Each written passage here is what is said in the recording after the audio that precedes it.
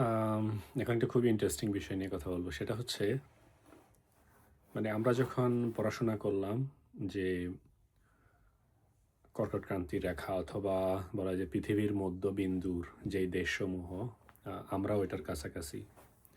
তো অ্যারাবিয়ান কান্ট্রিগুলা হচ্ছে কি যেখানে দিনে এবং রাতের পার্থক্যটা খুবই কম।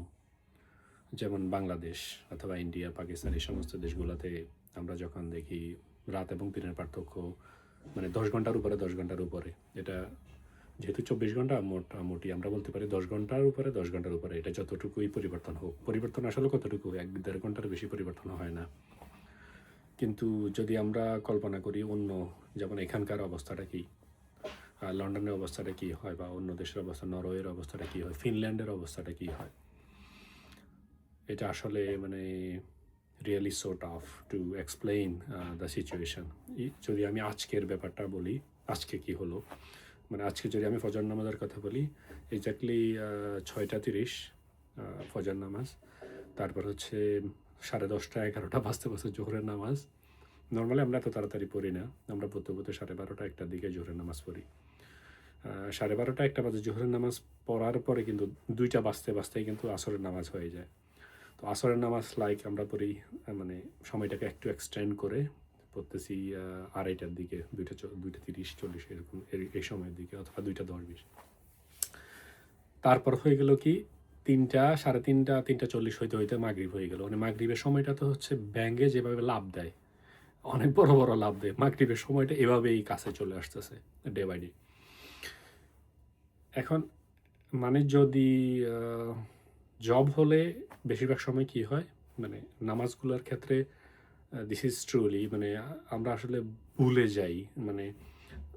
যেহেতু সময়টা এত বেশি সংকীর্ণ, সময়টা এত বেশি কাছাকাছি, আপনি দেখবেন যে আমাদের দেশের হুজুরা ওয়াজ করে যে আমি কালকে না পরশু দেখতেছি একজন ওয়াজ করতেছে যে আপনি এক ইউজু দিয়ে ঠান্ডার কারণে বা অন্য কোনো কারণে আপনি যদি দ্বিতীয়বার নামাজ পড়েন, we know we knew it, যে আপনি যখন উজু করবেন আপনার সওয়াব হবে, উজু করলে অনেকগুলা ফজিলত আছে। কিন্তু দুঃখের বিষয় হচ্ছে এখানকার ইসলাম আর বাংলাদেশের ইসলাম, ইট হ্যাজ লট অফ আপনি এটা সে মিলাতে পারবেন না। আপনি যদি মর্নিং শিফট একটা কাজ করেন, আপনাকে অবশ্যই উজু নিয়ে কাজ করতে হবে, উজু নিয়েই আসেন, কিন্তু আপনি কাজের 2টা 3টা ওই সময় হয়তো আপনার কাজের চাপটা এরকম হবে, আপনি খাওয়ার কথাও ভুলে যাবেন, নামাজের কথাও ভুলে যাবেন। আপনাকে দেখা গেছে নামাজটা পরে একসাথে পড়তে হবে, জোহর এবং আসর। This is the reality. তাহলে আমরা নামাজগুলো আসলে কীভাবে পড়ি? This is really difficult to. এখন আমি যখন বলছি একসাথে নামাজ পড়ি, একসাথে নামাজ পড়ে বিষয়টা এমন না যে আমি প্ল্যানিং করে একসাথে নামাজ পড়তেছি, বা অনেকেই আছে আমাদের সাথে যারা নামাজ পড়ে, সময়টা এভাবে চলে যাচ্ছে। অথবা আমরা যদি একে অপরকে একটু করে হেল্প না করি, আপনি তো সব কোম্পানিতে কি পাবেন না, যে আমার কলিগ আছে বাঙালি, বা সে যখন নামাজ পড়তে যাচ্ছে সে বলতেছে, অথবা আমার কলিগরা যারা এই দেশের যারা আছে হোয়াইট, তারাও জানে যে হ্যাঁ আমি নামাজ পড়তে যাচ্ছি, আমি হ্যালো, আমার ফ্রেন্ড, আমার বস, যে সে বলছে যখন তোমার নামাজের সময় হবে তুমি আমাকে এইভাবে করবা, so then you can go. কিন্তু কথা হচ্ছে আপনি যখন ব্যস্ত থাকবেন, আপনার কোনো রিকভারি করার মতো কেউ নাই, তখন তো আপনি আসলে যাইতে পারবেন না, বিষয়টা মনে থাকে না। তো এই দৃষ্টিকোণ থেকে বাংলাদেশের মানুষ যারা নামাজ পড়তে চায়, যারা ইসলামটাকে প্র্যাকটিস করতে চায়, দে আর লাকি। তারা আসলে সময় নিয়ে নামাজ পড়তে পারে, সুন্নাতগুলো যথাযথ পড়তে পারতেছে, মসজিদে গিয়ে নামাজ পড়তে পারতেছে, দেখা সাক্ষাৎ হচ্ছে সবার সাথে, কমিউনিটি এঙ্গেজমেন্ট, অথবা নামাজের যেই নামাজ প্রতিষ্ঠা করার যে ব্যাপারটা, সেটা অনেক ক্ষেত্রে আপনি চাইলেই করতে পারতেছেন। ব্যাপারটা এরকম। এখানে তো আসলে হচ্ছে কি, আপনি ভুলে যাওয়ার কারণটা কি? ভুলে যাওয়ার কারণ হচ্ছে এখানে তো কেউ আজান দিচ্ছে না, যে আপনি বুঝবেন যে আপনার অনেক অনেক জায়গা আছে যে আপনি, আমার হাতেও ঘড়ি আছে, কিন্তু you are not allow to use any watch. So how you gonna check যে টাইমটা আসলে কোন দিকে যাচ্ছে? বিষয়টা হচ্ছে আপনি কাজ করতে যাবেন, আপনার ব্রেক টাইম হলে আপনার ম্যানেজার আপনাকে বলবে, অথবা আপনার সিনিয়র আপনাকে বলবে, you just do your job. So সময়টা মাঝে মধ্যে হ্যাঁ ওখানে ঘড়ি থাকে, কিন্তু আসলে আপনার নিজের সাথে যদি কানেক্টেড না থাকে, আপনি ফোন ইউজ করতে পারতেছেন না, আপনার কাছে ঘড়ি নেই, নামাজটা এত কুইক সময়টা পাস হয়ে যাচ্ছে, how you will be able to manage, this is really difficult. So তারপরেও যারা পড়ে তারা পড়ে, যারা পড়ে তারা তো অবশ্যই আল্লাহ আল্লাহ তালা। সেজন্য আমার কাছে যেটা মনে হয় নামাজের ব্যাপারটা আমরা যেভাবে চিন্তা করি অথবা আমাদের হুজুররা যেভাবে বাংলাদেশের মানুষের জন্য অনেক অনেক অনেক বেশি নসিহত করে, নসিহত করাটা অনেক বেশি যৌক্তিক, নসিহত করাটা জরুরি। কিন্তু নসিহত করে আসলে মানে আমার কাছে যেটা মনে হয় আর কি, আসলে যখনই বাংলাদেশে যাই অথবা ছিলাম, তখন আমরা মসজিদগুলোতে আমরা দেখছি, আপনি মানে প্রত্যেকটা এলাকায় চিন্তা করেন যে মাগরিবের নামাজের সময় কী পরিমাণ মানুষ হয় আর জোহরের নামাজের সময় কী পরিমাণ মানুষ হয়, অথবা কম্পারেটিভলি হচ্ছে জুমার নামাজ। তাহলে আপনি বুঝবেন যে আসলে আমরা কতটুকু, আমরা এইভাবে কনসিডার করতে পারি যে নামাজ যারা মসজিদে পড়তেছে এর চাইতে আরও যদি ধরা হয় একটা বড় মসজিদ যেখানে 5,000 মানুষ নামাজ পড়ে, তো 5,000 মানুষ একই মসজিদে নামাজ পড়ে, সেক্ষেত্রে নর্মাল একটা জোহরের নামাজের সময় দেখা যাচ্ছে সেখানে 1,000 মানুষ নামাজ পড়তেছে না। তো আপনি কি ধারণা করে নেবেন আর 4,000 মানুষ বাসায় নামাজ পড়তেছে? না, এটা যৌক্তিক না। আমরা ধারণা করতে পারি হয়তোবা আরও সমপরিমাণ মানুষ বাসায় নামাজ পড়তেছে, কিন্তু on the other hand it's a big number যারা আসলে শুধুমাত্র অকেশনালি নামাজ পড়ে। এখানে এসেও সেম একই বিষয়ে আমি দেখলাম, আমি এখানে আসার পরে মোস্ট প্রবাবলি আমি একটা জুমাবারে আমাকে কাজ করতে হয়। তারপর আমাকে রিকোয়েস্ট করছিল যে if you want you can go, you can pray, বা it was totally quite difficult to go mosque and come back again. So আমি ডিসিশন নিলাম যে ওকে আমি জোহরের নামাজই পড়বো আজকে। Otherwise I just acknowledge my boss, this is my very vital part of my life to I have to pray every single time. So basically আমি তাকে এটা এক্সপ্লেন করি নাই, তারা দেখতো যখন আমি একদম বিগিনার ছিলাম, যখন কাজ করতেছি নামাজ পড়তে গেলে। আমার মনে আছে যখন আমরা স্টাফ রুমে যাই নামাজ পড়ার জন্য, তখন আমার যেই কলিগরা, আমি একমাত্র মুসলিম ছিলাম তখন ওই টিমে প্রায় 34 জন টিম মেম্বার, 34 জনের ভিতরে একমাত্র মুসলিম আমি। তো আমি যখন নামাজ পড়তে যাইতাম, সাপোজ যেখানে স্টাফ রুম সেখানে আমি নামাজ পড়তে যাওয়ার আমার সাথে আমার একটা ছোটো নামাজ ছিল যেটা ব্যাগে করে নিয়ে যেতাম। তো যখন নামাজ পড়তে দাঁড়াইতাম, আমার সাপোজ একটা দুইটা মেয়ে অথবা ছেলে ওখানে আছে অথবা আড্ডা দিচ্ছে, তারা যখনই দেখতো যে আমি নামাজের প্রস্তুতি নিচ্ছি বা নামাজের জন্য দাঁড়াচ্ছি, তারা পুরো রুমটা আমাকে একা করে দিয়ে বাইরে চলে আসতো।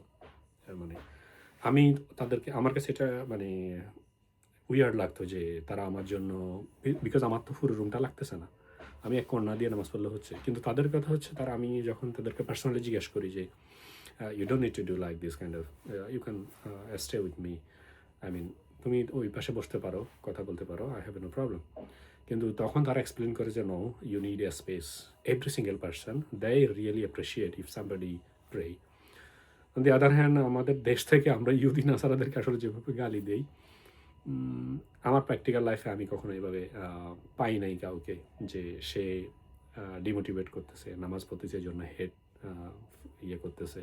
আমি দেখলাম যে they feel proud, they feel, specially Ramzan যখন, যেটা আমার সাথে যা সংগঠিত হয় রমজানের সময়, আমি যখন রোজা রেখে কাজ করি তখন আমার সাথে যারা কাজ করে তারা আসলে আমার দিকে তাকায় থাকে, তারা আমাকে জিজ্ঞেস করে, মানে বারবার জিজ্ঞেস করে যে তুমি কি পানিও খাও নাই, তুমি কি এটাও করো নাই। মানে তারা তাদের জীবনে হয়তো বা আমি প্রথম ব্যক্তি, এত ক্লোজলি তারা মনিটর করতেছে যে আমি কন্টিনিউ রোজা রাখতেছি কিন্তু ইয়ে হচ্ছে না। তো তারা এই সমস্ত বিষয়গুলো, it's a kind of message to this is my religion, this is me. তো যেটা বলছিলাম যে নামাজ এই দেশেও, যেটা বললাম বাংলাদেশে যদি 5,000 মানুষের ভিতরে 1,000 পড়তেছে রেগুলারলি, আর 4,000 আসলে কই যাচ্ছে।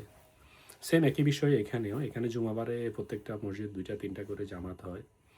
অন দি আদার হ্যান্ড অন্য সময় আসলে এভাবে হয় না। অথবা আমি কর্মস্থলে আমি দেখছি পরবর্তীতে যখন, এখন তো অনেক লম্বা সময় কাজ বা অনেকের সাথে পরিচিত, অনেক বাঙালির সাথেও কাজ করতেছি, অনেকে আসলে এই ধরনের এগুলো কোনো ফিলই করে না যে আমার নামাজ পড়া দরকার বা নামাজ কি। এটা আল্লাহর পক্ষ থেকে অনেক বড় রহমত যে আসলে আপনি নামাজ পড়তেছেন কিনা, অথবা নামাজ আপনি পড়তেছেন, আপনি যে পড়তেছেন না আপনার খারাপ লাগতেছে কিনা, আপনি কি নামাজ পড়ে না পড়ে ঘুমাইতে পারেন কিনা। আমার কাছে মনে হচ্ছে এটাই সবচেয়ে বড় মিস্ট্রি, যে আপনি নামাজ না পড়ে আপনি ঘুমাই যেতে পারেন, তাহলে আপনি how you would represent yourself as a Muslim. আমার মনে আছে একটা তাবেই বা তাবেঈদের কোনো একটা গল্পের ভিতর প্রতি জিজ্ঞেস করতেছে যে মানে যুদ্ধ থেকে কিছু যখন যুদ্ধবন্দী হয় তো তাদেরকে জিজ্ঞেস করতেছে যে আহ, তুমি কি মুসলিম বা এই টাইপের কিছু একটা, অথবা কোশ্চেনটা মানে কিভাবে হয়েছে সে জাস্ট বলছে, না জিজ্ঞেস করছে তুমি কি নামাজ পড়ো, তো তিনি উত্তরটা দিল যে আমি মুসলিম। সো যদি আমি মুসলিম নিজেকে এভাবে বলি, নামাজটা far most important for every single day, wherever you are. I mean, it has to be done anywhere. আপনি হয়তো বা আমরা এখানে হয়তো বা সুন্নাতটা পরিপূর্ণরূপে করতেছি না, বাট ফরজটা আমাকে পড়ে ফেলতে হবে যখনই সময় পাচ্ছি, যখনই। সো অনেক মানুষ অনেক দেশ বিদেশ যেখানেই থাকে আসলে নামাজের ক্ষেত্রে এসেন্সিয়ালিটিটুকু থাকা উচিত। আমরা ইনকাম করি, আমরা অনেক টাকা ইনকাম করি সবার জন্য, সবাই আমাদেরকে অ্যাপ্রিসিয়েট করে। মানে প্রবাসী বলে একটা ব্যাপার আছে, উন্নত দেশে থাকলে সেখানে আরেকটু রেসপেক্ট বোধ আছে। এলাকার মানুষ সবাই অনেক বেশি মানে কী করে প্রাউড ফিল করে, আমার ছেলে লন্ডন থাকে, কারো ভাতিজা, কারো মামা। কিন্তু অন দি আদার হ্যান্ড তারা যে ফিলটুকু করে এই ফিলটুকু কিন্তু আমরা করি না যারা আমরা বিদেশ থাকি। কিন্তু end of the day I have to die by myself without any যে তার কে কী বললো, কে কী বললো না, কার জন্য আমি কী করলাম, it will not be counted. যে এটা আসলে টোটালি আননেসেসারি এভরিথিং। সো নামাজটা আসলে খুবই জরুরি সবার জীবনে, যে যেখানে থাকে, যেভাবেই থাকে। এটা শুধুমাত্র দাড়ি টুপি থাকলেই যে হবে বিষয়টা এরকম না, যেখানেই থাকে নামাজটা অন্তত পড়া উচিত। এটা ছাড়া আসলে মুসলমান এই ইসলাম সে ইসলাম, ফখরুল ইসলাম নাম দিয়ে আসলে কোনো কিছু হয় না।